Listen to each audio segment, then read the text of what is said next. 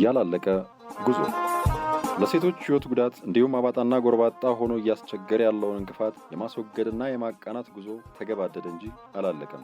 ያላለቀ ጉዞ ፖፑሌሽን ሚዲያ ሴንተር ከተባበሩት መንግስታት ድርጅት የስነ ስብ ፈንድ UNFPA ጋር በመተባበር በሲዳማ ትምህርት ቀረጻና ማሰራጫ ጣቢያ ዘወትር ቅዳሜ ከ4 ሰዓት ተኩል እስከ 5 ሰዓት አዝናኝና አስተማሪ ፕሮግራም ያቀርብላችኋል። ያላለቀ ጉዞ ይህ ፕሮግራም በዋናነት ጾታን መሰረት ያደረጉ ጥቃቶችን መከላከልና ሌሎች ጎጂ ድርጊቶችን ማስቀረት ላይ ትኩረት ያደርጋል። ፕሮግራሙ በማህበረሰቡ ዘንድ ስር የሰደዱ ጾታን መሰረት ያደረጉ ጥቃቶችና ሌሎች ጎጂ ድርጊቶችን መከላከልና ማስቀረት የሚያስችሉ መፍትሄዎችንም ይዳስሳል፣ ይመክራል፣ እንዲሁም የእናንተን አስተያየት ወደ እናንተው ያቀርባል። ያላለቀ ጉዞ። እንዴት ናችሁልን ውድ አድማጮቻችን? እኛ ያላለቀ ጉዞን ይዘን ልክ በሰዓታችን መተናል። እናንተም ፕሮግራማችንን ለመስማት በጉጉት እየተጠባበቃችሁ እንደሆነ ተስፋ እናደርጋለን። የስልክ መስመራችን 0944 08 8998 ላይ እየደወላችሁ ሐሳብ አስተያየታችሁን አድርሱን። ሁሌም ፕሮግራማችንን አዳምጡ። ምርጥ የሆኑ ቅንብሮችን አሰናድተን የእናንተን ጆሮ እንጠብቃለን። እናንተም አብሮነታችሁ ከኛ ጋር እንደሚሆን እምነታችን ነው። ዘወትር በዚህ ሰዓትና በዚህ ቀን ያላለቀ ጉዞን ትሰማላችሁ። አንድ መረጃ አለኝ። ለመሆኑ የመጀመሪያዋን ሴት አምባሳደር ታውቋት ይሆን? ብዙም እንዳትጨነቁ፣ እኔ አሁን እነግራችኋለሁ። የመጀመሪያዋ ሴት አምባሳደር ዮዲት እምሩ ይባላሉ። የልዑል ራስ እምሩ ኃይለሥላሴ ልጅ የሆነችው ዮዲት እምሩ በኢትዮጵያ ታሪክ የመጀመሪያዋ ሴት አምባሳደር በመሆን ስሟን በወርቅ ቀለም አስፍራለች። በልፋት የተገኘ ክብር እንጂ የቤተሰብ ስጦታ አይደለም። አንዳንድ ሰዎች በስህተት እንደሚገምቱት ዮዲት ለዚህ ትልቅ ማዕረግ የበቃችው በቤተሰቦቿ የዘር ሐረግ ወይም በምቾት ስላደገች አይደለም። እንደ አውሮፓውያኑ አቆጣጠር በ1953 ወደ ዲፕሎማሲው ዓለም የተቀላቀለችው በሌሊትና በቀን ትጋትና ጥናት በልፋቷና በራሷ ብቃት ነበረ። የአምባሳደር ዮዲት ታሪክ ሴቶች እድሉን ካገኙ ያሰቡበት መድረስ እንደሚችሉ የሚያሳይ ነው። ወደዚህ ብቃትን ውሳኔ የመስጠትንና እኩልነትን የሚያሳይ ቦታ እንዲደርሱ ግን በማህበረሰባቸው የሚደርስባቸው በባህልና በአስተሳሰብ እንዲሁም ጎጂ በሚባሉ ድርጊቶች ሳቢያ ያሰቡበት አለመድረሳቸውና አላስፈላጊ ለሆነ እንግልት መዳረጋቸው ሴቶች ህልማቸውን እንዳያሳኩ እንቅፋት ሆኖባቸዋል። ዛሬም ወደ ደቡብ ወሎ ደሴ ከተማ ተጉዘን እንግዳ አነጋግረናል። ከእንግዳችን ጋር ያደረግነውን ቆይታ እነሆ ልጋብዛችሁ። ስሜ ቴዲስ ተስፋዬ ይባላል። የምንኖረው ሮሊ ቀበሌ ነው። 09 እንትኑ ያላለቀ ጉዞ በጣም ትልቅ ግንዛቤና ትልቅ ትምህርት ሰጥቶናል። ብዙ ሰዓት ላይ አሁን የአእምሮትን የህይወት ታሪክ ስናዳምጥ ሴት ልጅ ምን አይነት ግፍና ምን አይነት ስቃይ እንዳለባት እሱን ሁሉ አዳምጠናል። እሱን ሰርተናል፣ አዳምጠናል። እሱን በሰማነው መሰረት ደግሞ ለማህበረሰቡ ግንዛቤ ሰጥተናል። ከዛ በፊትስ ምንድን ነበር የምትሰራው አንቺ? ከዚያ በፊት የምሰራው ያው እኔ የልማት ቡድን አዳነ ከዚያ ተበታትረን ንግድ ቦታ ላይ ይሰራለሁ። ህይወት እንዴት ነው? እስቲ ህይወት እንግዲህ ፈጣሪ የተመሰገነ ይሁን እስካሁን ድረስ። አግብተሻል? አዎ። ልጅ አለሽ? አዎ አሉኝ። የሁለት ልጆች እናት ነኝ። ኑሮ እንዴት ነው? እስቲ ኑሮ ምንም አይልም። እንግዲህ ያው ያለው አየር በሁሉም ስለሆነ ፈጣሪም አመስገን ነው ጤና ከሰጠን። ዋናው የሰው ልጅ ትልቁ ከብት ጤና ነው። ከምንም በላይ ጤና ካለው ሰው ሁሉም ነገር ይቀየራል። ነገ ጧት ሌላ ቀን ነው። የኋላውን ሳይሆን የፊቱን ነው ማሰብ ያለብን። እስቲ እናንተ አካባቢ ላይ እንዴት ነው ከዚህ ከሴት ልጅ ጾታን በተለይ ጾታን መሰረት ካደረገ ጥቃት ጋር በተያያዘ ጎጂ ባህላዊ ድርጊት ጋር በተያያዘ አሁን ደግሞ ይህ አካባቢ ግርግሮችንና ወጣ ገባዎችን ያሳለፈ አካባቢ ነውና እስቲ ያለው ነገር ምን ይመስላል? ያው ብዙ ግርግር ከሌላው አንጻር ስታዩ በአሁን ባለንበት አየር በጣም የኛ አካባቢ ሰላም ነው። በሰላም ተንፍሶ 24 ሰዓት ሰርቶ መኖር የሚቻልበት አካባቢ ነው እንደ ደሴ ከተማ። የሴት ልጅ ትንኮሳ ማለት ግን ቀርቷን ማለት አይቻልም 100%። ምክንያቱም በየሰፈሩ ብዙ አይነት ትንኮሳ አለ። የምሽት ስራ የሚሰሩ ሴቶች አሉ። እነሱ ላይ አሁን ብዙ ጊዜ ጥቃት ይደርስባቸዋል። ጥቃት ደርሶባቸው ነው እንሂድ ወደ ህግ አካል እንደዚህ ነው ስንላቸው ግን ነገ ጧት ስንሄድ የሆነ ነገር ቢያደርገንስ የሚል ፍራቻ ስላለ ተደራድረናል ምናምን የሚል ሁሉ አለ። ተደራድረን እኛ ጨርሰናል ይላሉ። ስለሚፈሩ ፍራቻ ስላለ ነገ ጧት እኔ የጨለማ ህይወት ነው ምናምን የሚሉ ሰዎች አሉ። እነሱ ሁሉ አሉ። የለም ማለት አንችልም። እኔ 2016 ላይ የገጠመኝ አለ በሴት ልጅ ትንኮሳ። ህፃን ልጅ የ5 ዓመት ልጅ ነበረች በሰዓቱ ልጅ ይቱ። እሷን የእንጀራ አባቷ ይደፍራታል። ደፍሯትኝ እናቲቱ ደብቃ ጓደኛዋ ጋር ተወስዳታለች። ጓደኛዋ ጋር ወስዳትኝ እንዳጋጣሚ ስንገናኝ ቅዳሜ የምንገናኝበት ፕሮጀክት አለ። በዚያ ፕሮጀክት ስንገናኝ ልጅቱ ፈንከክ ትላለች። ምንድነው ምናምን ብለው ፖሊስ ጣቢያ አንስተን ይዘን ሄድን። አካባቢ ፖሊስ ጣቢያ አላደረገም ማለችና ሄዱ። አሁን ድረስ እስር ቤት ነው አባት ይሄ እንጀራ አባቷ። እኛ ሁሉ እንትን ብለና ከዚያ ሴቶችና ህጻናት ራሳቸው መጉዚቱ ነው በእነሱ አማካኝነት ልጁ ተይዞልናል። ይህ ሁሉ አለ የለም ማለት አንችልም። ቤት ለቤት ብዙ ነገሮች አሉ። ሴት ልጅ ደግሞ አንድ ነገር ሴት ልጅ ወደ ቤት በሚለው ከክፍለ ሀገር የሚመጡ ሰዎች አሉ አይደል? ሴት ልጅ ወደ ቤት እነሱ ወደ ውጭ የሚለው ነገር አለ። ስልክ ቁጥር ሁሉ መጻፍ የማይችሉ ሴቶች አሉ፣ ያልተማሩ ሴቶች አሉ። እነሱን አሁን ግንዛቤ እየሰጠን መሰረተ ትምህርት ጎልማሶች እንዲማሩ እያደረግን ነው። እንደኛ አካባቢ ቤት ለቤት እየሄዳችሁ ቤት ለቤት በአጋጣሚ እንደዚህ የልማት ቡድን ስንዞር ስልክ ቁጥር ስንል አናውቀውም እስኪያውጡልን ምናምን የሚሉ ሴቶች አሉ። እነሱ ወደ መሰረተ ትምህርት እንዲገቡ እያደረግን ነው። እኛ አካባቢ ሴት ልጅ ላይ በጣም ጭቆናም አለ። ዲሞክራሲም ያለበት ራሷን የምታስከብር ሴትም ታስከብራለች። እንደ ድሮ እንደ እናቴ ብላም ወደ ጓዳ የምትገባ ሴቶች አሉ። ቤት ለቤት ብዙ ነገር ታፍኖ የተቀመጠ ነገር ስላለ ነው። ጠፍቷንም ማለት አንችልም። ጎጅ ባህል ድርጊት እነ ግርዛን እነ ግድግ ማስጋጠጥ ምናምን እነሱ የሉም፣ ጠፍተዋል። ደሴ ከተማ ላይ እነሱ የሉም። ያለ እድሜ ጋብቻም የለም እስካሁን ድረስ። ለከፋ አሁ እሱ እንዳለ ነው። እሱ አለ የለም ማለት አንችልም። ምክንያቱም አሁን ሩቅያ ጋር ራሱ በፎቶ እያሳዩን በጣም ነው ያዘንኩት።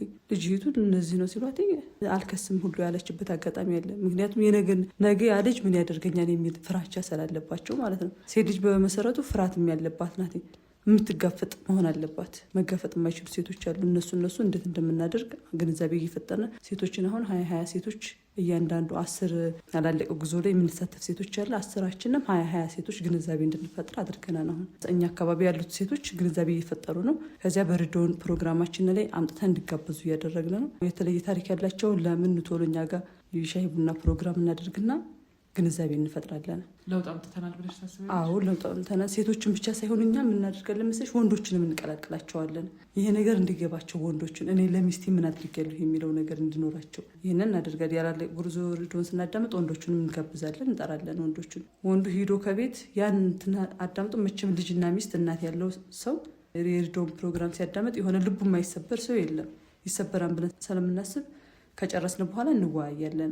አንተ ከቤት ምን ታደርጊያለሽ፣ አንቺ ምን ታደርጋለህ ተባብለን እንወያያለን። እስካሁን ድረስ እኔ ሚስቴን በድያለሁ ያለሞ እንዳለ ይሄ ያላለቀ ጉዞን ካዳመጠ በኋላ ልጅ እንደዚህ አቅፎ እናቴቱ ስራ ስትሄድ ልጅ እንደዚህ አቅፎ የሚቀመጥ ሰውም አግኝተናል። ይህ ሁሉ ያለበት አካባቢ ላይ ነው ያለነው እኛ። አሁን ምን ይሰማሻል ይህን በመስራትሽ? ይህን በመስራቴ በጣም ትልቅ ደስታና እርካታ ነው የሚሰማኝ። ምክንያቱም በጣም ከሚባለው በላይ ምንም አይነት ነገር ልጅ ወልደው ተቀምጠው መፈረም የማይችሉ ወላጆችን ትምህርት ቤት ሄደው ለልጅ መጽሐፍ ሲያወጡ መፈረም እንደዚህ ባሻራ የሚፈርሙ ወላጆችን ወደ ትምህርት ቤት ማስገባት ትልቅ ደስታና ትልቅ እንትን ነው ለኔ። ከዚህ በላይም ብናደርግ ደስ ይለኛል። ግንዛቤ እየፈጠነ ከዚህ በላይ ብናፈራ ሁሉ ደስ ይለናል። እንደው ይህንን ስትሰሪ የገጠመሽ እንደው ማትረሹ ገጠመኝ ካለ ነገር? የማረሰው ገጠመኝ በጣም ብዙ ገጠመኞች አሉ። በሰው ልጅ ላይ ትምህርት ቤት አቅም ቤተሰቦቿ ደብተርና እስክሪብቶ መግዛት የማይችሉ ሆኖ በአቅም ማጣት ትምህርት ቤት የማትገባ ልጅ አግኝተን ነበር። ጽጌረዳ ልማት ቡድን አለንና ቢያንስ ከ2013 ጀምሮ እየቆጠብን የኖርነው ነበር። ከዚያ ብር ተነስቶ ለእነሱ ደብተር ተገዝቶ ሲሰጥ ወደ ትምህርት ቤት ሲገቡ እኔ ትልቅ እርካታ ነው የተሰማኝ ከሚባለው በላይ። እንግዲህ የእኔ ልጅ ብትሆንስ ወይም የኔ ልጅ ቢሆንስ የሚለው ነገር ነው ያለው። ይሄ በጣም ትልቅ ደስታ ነው። ከዚህ በላይ ኑሮና አቅም ኑሮና ከዚህ በላይ ብናደርግ ደስ ይለኛል እንደኔ። አሁን እናንተ አካባቢ ላይ አበጋር የሚል ስርዓት ታውቂያለሽ? አዎ እኔ ተወልጄ ባደኩበት አካባቢ ላይ በእርግጥ በአበጋርና በዘወልድ ነው እንትን የሚባለው። ምንድን ነው እስቲ ስለሱ ንገሪኝ። አበጋር ማለት ሰው ሲጣላ የሚያስታርቅ፣ ሲጋደል አበጋር ይወጣል። ተራራ ላይ ተቀምጦ ወይም የሆነ ቦታ ላይ ይቀመጥና አበጋር ወጥቷን ተብሎ አገሬው ህዝቡ እንዳለ ይወጣል። ወጥቶን አበጋር መጥቷን ከተባለ እርቅ የሚባል ነገር አይፈርስም፣ ይታረቃል። እንደውም እንደ ባህል ሆኖ አበጋርን የገፋ ነገ የሆነ ነገር ይሆናል የሚባል ባህል አለ። እሱ ነገር ስላለ ሰውም አበጋር መጣ ሲባል እኔ ከተቀመጥኩበት ሁሉ ይነሳለሁ። ለአበጋር የሚባል ልዩ ቦታ አለ። በእርግጥ ይሄ ነገር ጎጅ ባህል ነው ብዬ አላስብም፣ ጠቃሚም ነው። ይህ አበጋር ደግሞ ጎጅም ባህልም አለው። የተቀጣ ሰው መቀጣት አለበት። እኔ እንደ ፍሬ ነገ ጧት በአበጋር ቢባል እኔ ያልሰማው ምንድን እንደዚህ የሚባል ነገር አለ። አበጋር ሌላኛው ምን ነበረ? ዘወልድ ይባላል። ዘወልድ የሚባለው ደግሞ እንደዚሁ ነው። በዘወልድ ሽምግልና ግቡ ይባላል። የሆነ ነገር ሲሆን ዘወልድ ከገባ ያው እሺ ነው የሚባለው። ምንም ነገር እንትን አይባልም፣ አይመለስም የሚባል ነገር አለ። እንዴት ነው አሁን? ብዙ ጊዜ ሴቶች ይደፈራሉ፣ ድብደባ ይደርስባቸዋል፣ ሌሎች ጥቃቶችንም ያስተናግዱ፣ ንብረታቸውን ይቀማሉ ምናምን። ግን በአበጋርና አሁን ያልሽው ዘወልድ በሱ ስርዓት በቃ ዝም እንዲሉ ይደረጋል። ምክንያቱም ከባህሉ እንዳያፈናግጡ። እዛ ላይ እንደው ያለሽ አመለካከት ምንድን ነው? እኔ በእርግጥ እዚያ ላይ ብዙ ቅሬታ አለኝ። ምክንያቱም እኔ ተደብድቤ ወይም እኔ ተዘርፌ ነገ ጧት ተደብድቤ ነገ እኮ ገላዬ ላይ አካላዊ ጉዳት ደርሶብኛል አይደለ? ሰብአዊም ጉዳት ደርሶብኛል፣ ስነ ልቦናዊም ተጎድቻለሁኝ። እንደዚያ ሆኜ ግን ነገ ጧት ዘወልድ መጥቶ ነይ ታረቂ እንደዚህ ነው ብሎ ሊጠይቀኝ ይችላል። እኔ ይሻላልም በእኔ በራሴ ምክንያቱም ጎጅ ነው ያ ሰው የደበደበኝ በህጉ መሰረትና መሰረት መቀጣት አለበት ብዬ አምናለሁኝ። እኔ እንደ ባህል ደግሞ ሲታይ እንደዚህ እኮ እንደዚህ ብላ ምናምን ሊሉ ይችላሉ እንደ ማህበረሰቡ። ግን ያ ነገር እኔ ጎጅ በጥቅም በጣም ትልቅ ጎጅ ነው ይሄ ነገር። ያ ሰው ንብረት ወድሞበት ነገ ጧት ና ታረቅ ተብሎ ይታረቃል። ግን ያ ሰውዬ ጋር ትክክለኛ እርቅ ነው ብዬ አላምንበትም። ምክንያቱም መቀጣት አለበት። ገጥሟችሁ ያውቃል እናንተ? እኔ ገጥሞኛ አያውቅም እንደዚህ አይነት ነገር። በእርግጥ ከማህበረሰቡ አካልነት ያስወጣናል የሚል አስተሳሰብ የለሽም? አሁን እኔ አላስብም፣ እንደዚህ አላስብም። የማስብበት ምክንያቱም ለምን ታውቂያለሽ? ከማህበረሰቡ ያስወጣኛል ብዬ የማስብበት መጥፎ ስራ ስሰራ ነው። መጥፎ ስራ ከሰራሁኝ ያስወጣኛ ነው። እንኳን ማህበረሰቡ ህፃኑ ልጅ ሁሉ ይቺ እኮ ናት የሚባሉ ትልቅ በቃ ስነ ልቦናዊ ይጎዳል። መንገድ ላይ ተሸማቆ መሄድ አለ፣ ብዙ ነገር አለ። ለዚያ ነው እንደዚህ ነው ብዬ የማስበው። እንደ ራሴ ሀሳብ ነው ይሄንን። ወንዶች ሴቶች እህቶቻችሁን አትደብድቡ። ሴት እህት ናት፣ አገር ናት፣ ሚስት ናት፣ እናት ናት። ይሄንን ነው የማስተላልፈው። ወንዶች የሚያደርጉ ወንዶችን ነው ባይሆን የማያደርጉ ሴቶችን ክብር ላላቸው ወንዶች ደግሞ አመሰግናለሁ። ነገም ዛሬም ክብራችሁ ይስፋ ነው የምለው።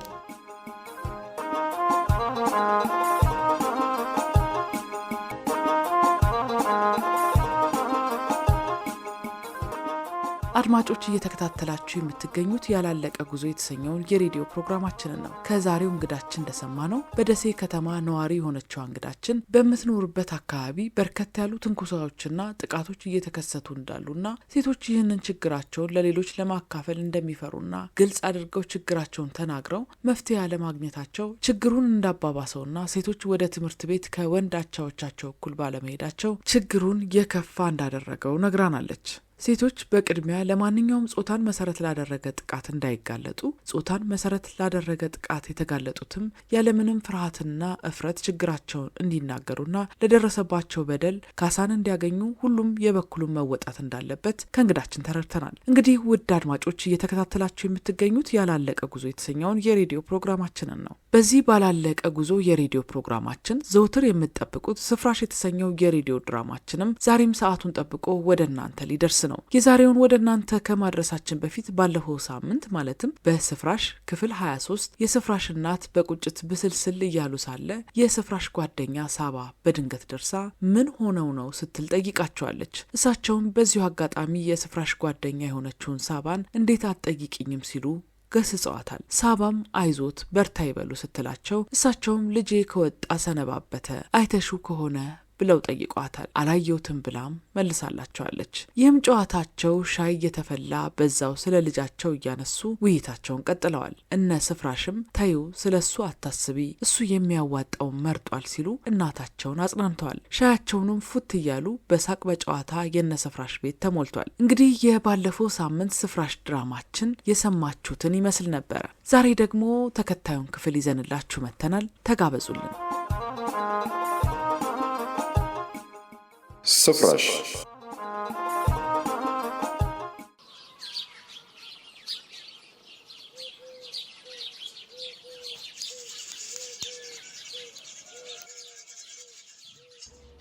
እኔ የምልሽ ሳብዬ። አቤት ወይዘሮ እናት። ነይ እስኪ ወዲህ።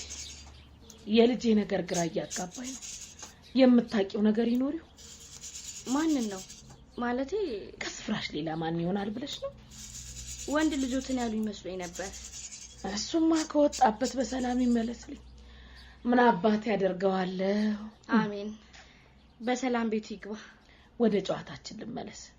እሺ። ልብ ብለሽ አይተሻት ከሆነ ውስግብግብ ብላለች እኮ። የምትናገረው ሆነ የምትሰራው በግድ የለሽነት ነው። ምን ሆነ ይሆን ሳብዬ? አረ ምንም አላውቅም። እኔማ የተፈጠረውን ነግራሽ ከሆነ ብዬ ነው። ለመሆኑ ሰሞኑን ሐሳብ የሆነባት ነገር አለ ይሆን? እሱማ አይጠፋም። ምንድነው? እስኪ ንገሪ ልጅ። እንደነገረችኝ ከሆነ ብዙ ነገር ያሳስባታል። እሱን እኮ ነው ማወቅ የፈለኩት። ንገሪኝ እስኪ እኔ ልጅ ንገሪኝ። አንድም የወንድሟ ነገር ያሳስባታል። ይሄ እንኳን የማይመስል ነገር ነው። ምክንያቱም አንድም ቀን በዚህ ጉዳይ ላይ አስተያየት ስትሰጥ አልሰማኋትም። ፈጽሞ የማይመስል ነገር ነው። ነገሩን በውስጣው ይዛ ስለምትብሰለሰል ነው እንጂ ጉዳዩ እጅግ ረብሿታል። እንደውም ባለፈው የነገረችኝ ትዝ አለኝ። ምንድነው እሱ? እስኪ ንገሪኝ። አባቴ ገበያ ወጥቶ በወጣበት ቀረ። ይሄ ወንድሜም ጉዳዩን ደገመው። መጨረሻችን ምን ይሆን እያለችም ትጨነቃለች። ውይ ወይኔ ልጄ እንዴ ወይዘሮ እናት ወይኔ ልጄ አረ ይረጋጉ እንዴ ምን ነው ምን እንረጋጋለሁ ጉዴን አላወኩ ይመጣል እያልኩ መጠበቄ ወይ ሜዳ ቀርቶ ነው ውሃ በላው ልጄ መከታዬን ውሃ በላው አረ ጭራሽ እንደሱ አይደለም የነገረችኝ ሌላ ነው ተናገርሽ እኮ ሌላ ምን አለ ልጄ አረ ይረጋጉ መፍትሄው ላይ ማተኩር ይሻላል ምን መፍትሄ ያለው እጄን ተቆረጥኩ እኮ ወይኔ ጉዴ ፈላ ምን ነው አፌን በቆረጥኩ ምን አስቀባጠረኝ ወይኔ ልጄ እኔ ሜዳ ላይ ልቀር ምን ሆናችሁ ነው እንዴ በዚህ ፍጥነት ምን ተፈጥሮ ነው ጉድ ሰራሽኝ በቁሜ ቀበርሽኝ እንዴት የልጄን ሞት ትደብቂኛለሽ አረ እንደሱ አይደለም ወይዘሮ እናት ወይኔ ጉዴ ምን ሰምታ ነው ሳባ አንቺን እኮ ነው ንገሪኝ ምን ነው እኔን ቀድሞ ወሰደኝ ምን ነው እኔ በቀደምኩ ልጄ ስላንቺ ጠየቁኝ ከዛ ነገርኳቸው መናገር አልነበረብሽም ልክ አይደለሽም ጓደኛዬ ይቅርታ እንዲሆናል የሚል ጥርጣሬ እንኳን አልነበረኝም በተፈጠረው ነገር አዝናለሁ ወይኔ ልጄ እማ ወይኔ ጉዴ እማ ወይኔ ምን ይሻላል ወይ በቃ ሐኪም ቤት እንወስዳቸው ቆይ ተረጋጊ ምንም አትሆንም ሳብዬ ቆይ እግሯን ያዥልኝ እሺ ከፍ አድርጊያት በቃ በትክክል ተቀመጥ በቃ የሚጥል በሽታ አለባት ከባድ ነገር ስትሰማ ወይም ጭንቀቱ ስትሆን ሁሌም ራሷን ትስታለች ካልሆነ ውሃ እንድፋባቸው አይ አያስፈልግም ግማሽ ሰዓት ያህል ቆይታ ትነቃለች ደግነቱ ከነቃች በኋላ ምንም እንደተፈጠረ በትክክል ማስታወስ አትችልም እውነትሽን ነው አዎ ብጅታ ነገር ይታያታል ግን በትክክል ማስታወስ አትችልም ነገር ግን የሆነ ነገር በታያት ወይም ብጅ ባላት ቁጥር ደጋግማ ትጠይቃለች ይኸውልሽ ሳቢ የዛኔ ምንም ነገር መመለስ የለብሽም በጣም ያሳዝናሉ ቆይ ከመች ጀምሮ ነው እንደዚህ ሆኑት አባቴን በሞት ካጣች ጀምሮ ነው እንደዚህ አይነት ከባድ ድንጋጤ ውስጥ የነበረችው በተደጋጋሚ አማት ነበር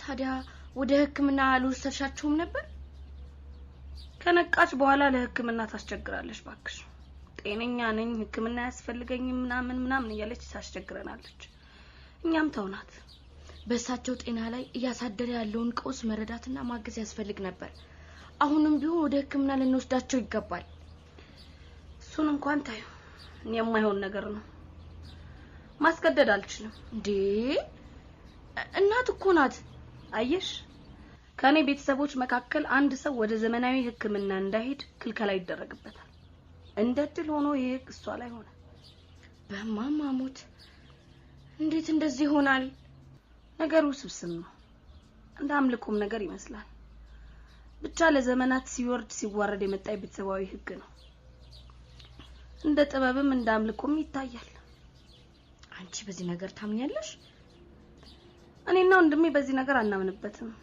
ይህ ብቻ ሳይሆን ካፌውስ ልነግርሽ አስቤ ተኩት ሌላ ከባድ ነገር አለ ይገርማል ከባድና ሚስጥራዊ ቤተሰብ ነው በጣም ግራ እየተጋባው ነው ወጋ አጥዋቂ ናቸው ታዲያ አሁን ምን እናድርግላቸው እሳቸውን እዚህ አስተኝተን እኛ መቀመጣችን የማይመስል ነገር ነው ሳቢያ ትጨነቂ እሷ አሁን ትነቃለች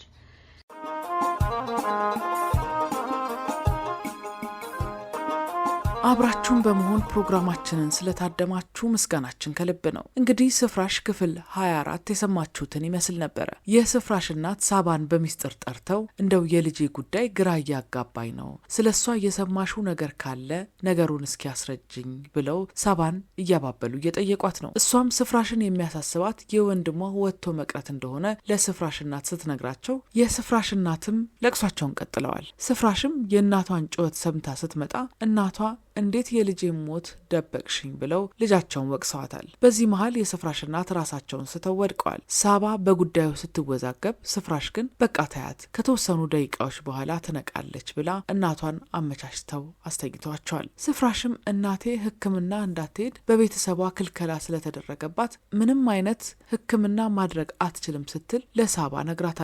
ሳባም በጉዳዩ ግራ ተጋብታለች። እንግዲህ የዛሬው ስፍራሽ ድራማችን ይህንን ይመስል ነበረ። ሳምንት ደግሞ ተከታዩን ክፍል ይዘን እንጠብቃቸዋለን። አብራችሁን ሁኑ። ያላለቀ ጉዞ የሬዲዮ ፕሮግራማችንን ሁሌም አዳምጡ፣ ሀሳብ አስተያየታችሁንም ስጡን። አድማጮች እየተከታተላችሁ የምትገኙት ያላለቀ ጉዞ የተሰኘውን የሬዲዮ ፕሮግራማችንን ነው። በፕሮግራማችን ላይ ያላችሁን ሀሳብ አስተያየት አድርሱን። እኛም ለእናንተ እንዲመጥን አድርገን ለእናንተው መልሰን እናሰማቸዋለን። ሴቶች ካሉባቸው የማህበረሰብ ተጽዕኖዎች፣ በማህበረሰቡ በሚደረጉ ወግ ባህል ልማዶችና ጎጂ ባህላዊ ድርጊቶች የተነሳ ጾታን መሰረት ላደረጉ ጥቃቶች ሊጋለጡ ይችላሉ። እሱ ብቻ ሳይሆን ከወንድ አቻዎቻቸው እኩል የትምህርት እድልን እንዳያገኙ፣ የትምህርት እድልን ቢያገኙም እንኳን በትምህርታቸው ገፍተው እንዳይሄዱ በመንገዳቸው የሚገጥማቸው ወጣ ገባ ቀላል የሚባል አይደለም። ይህ ደግሞ ከወንድ አቻዎቿ እኩል የትምህርት ገበታ ላይ የምትገኝ ሴትን ቁጥር ጥቂት ያደርገዋል። ሴቶች ያሉባቸው የባህል ተጽዕኖዎች፣ ወግ ባህል ልማዶችና ያልተገቡ ድርጊቶች ያሰቡበት እንዳይደርሱ እንቅፋቶቻቸው ናቸውና ቤተሰብ፣ ማህበረሰብ፣ የእምነት ተቋማት እንዲሁም የህግና የፍትህ አካላት በጉዳዩ ላይ ተረባርበው መስራት እንዳለባቸው ለሁላችንም ግልጽ ነው። እናንተም ሴቶችን ከባህል ወግ ልማድ ተጽዕኖዎችና ካልተገቡ ልማዳዊ ድርጊቶች ለመጠበቅ የበኩላችሁ እንደምትወጡ እምነታችን ነው። በዚህ ባላለቀ ጉዞ የሬዲዮ ፕሮግራማችን የዛሬውን የሚመስሉና ሌሎች በርካታ ቁም ነገሮች ወደ እናንተ ይደርሳሉ። ያላለቀ ጉዞ የእናንተ ፕሮግራም ነው። ሁሌም አዳምጡን። ሀሳብ አስተያየታችሁን ስጡን። እንደሰማችሁት የሚያዝናኑ መረጃን የሚሰጡና እውቀትን የሚያስጨብጡ በርካታ ቅንብሮችንና ድንቅ የሆኑ ተሞክሮዎችን አዘጋጅተናል። ሁሌም በዚህ ቀንና በዚህ ሰዓት ያላለቀ ጉዞን ታዳምጡታላችሁ። በፕሮግራማችን ላይ ያላችሁን ሀሳብ አስተያየት አድርሱን። ደውሉ፣ ጻፉም በ0944 088998 የተንቀሳቃሽ ስልካችን ቁጥር ላይ። የዛሬው ያላለቀ ጉዞ ፕሮግራማችን እየተጠናቀቀ ነው። ሳምንት ግን በተለመደው ሰዓት ሰብሰብ ብላችሁ ጠብቁን። ሳምንት ልክ በሰዓታችን ያላለቀ ጉዞን ይዘን እንመጣለን። እስከ ሳምንት መልካሙ ሁሉ ከሁላችሁም ከአድማጮቻችን ጋር ይሁንልን። የስልክ መስመራችን 0944 088998 ነው። ደውሉ፣ አሊያም አጭር የጽሑፍ መልእክትም ላኩልን። ቸር ሰንብቱልን። ያላለቀ ጉዞ ለሴቶች ሕይወት ጉዳት እንዲሁም አባጣና ጎርባጣ ሆኖ እያስቸገረ ያለውን እንቅፋት የማስወገድና የማቃናት ጉዞ ተገባደደ እንጂ አላለቀም። ያላለቀ ጉዞ ፖፑሌሽን ሚዲያ ሴንተር ከተባበሩት መንግስታት ድርጅት የስነ ስብ ፈንድ UNFPA ጋር በመተባበር በሲዳማ ትምህርት ቀረጻና ማሰራጫ ጣቢያ ዘወትር ቅዳሜ ከ4 ሰዓት ተኩል እስከ 5 ሰዓት አዝናኝና አስተማሪ ፕሮግራም ያቀርብላችኋል። ያላለቀ ጉዞ። ይህ ፕሮግራም በዋናነት ጾታን መሰረት ያደረጉ ጥቃቶችን መከላከልና ሌሎች ጎጂ ድርጊቶችን ማስቀረት ላይ ትኩረት ያደርጋል። ፕሮግራሙ በማህበረሰቡ ዘንድ ስር የሰደዱ ጾታን መሰረት ያደረጉ ጥቃቶችና ሌሎች ጎጂ ድርጊቶችን መከላከልና ማስቀረት የሚያስችሉ መፍትሄዎችንም ይዳስሳል፣ ይመክራል፣ እንዲሁም የእናንተን አስተያየት ወደ እናንተው ያቀርባል። ያላለቀ ጉዞ